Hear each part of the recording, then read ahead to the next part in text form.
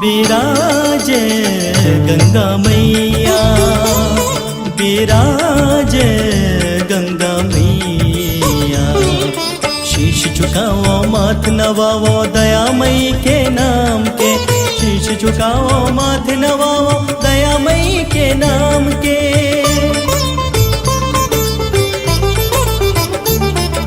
भक्तन के हितकारी गंगा मैया, पतित पावनी प्यारी गंगा मैया। बिराजे गंगा मैया, बिराजे गंगा मैया।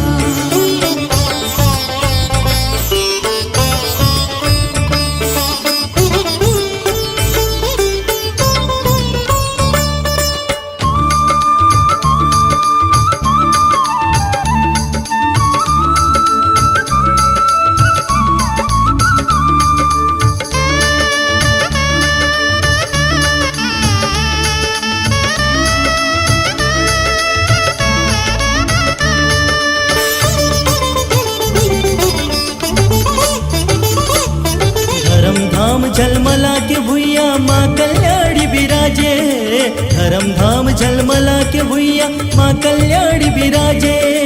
दुख शोक भय कलह दरे ते नाम लेवत दुरि हाथे, दुख शोक भय कलह दरे ते नाम लेवत दुरि हाथे।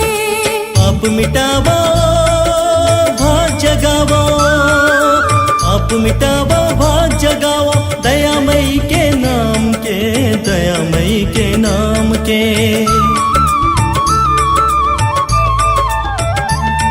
बिराजे गंगा मैया, बिराजे गंगा मैया।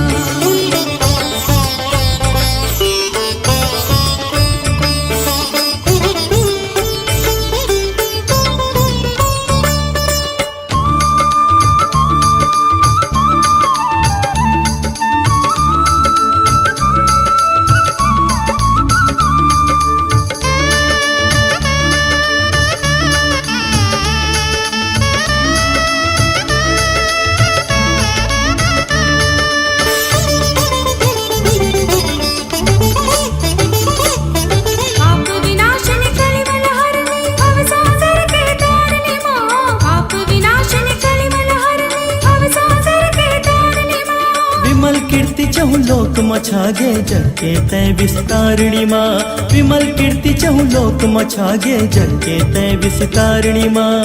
गुंगावो वरी दाल लपावो, गुंगावो वरी दाल लपावो दयामयी के नाम के, दयामयी के नाम के।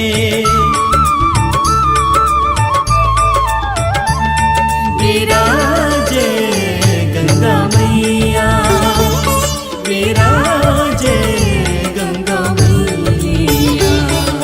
शीश झुकाओ माथ नवाओ दयामयी के नाम के, शीश झुकाओ माथ नवाओ दयामयी के नाम के।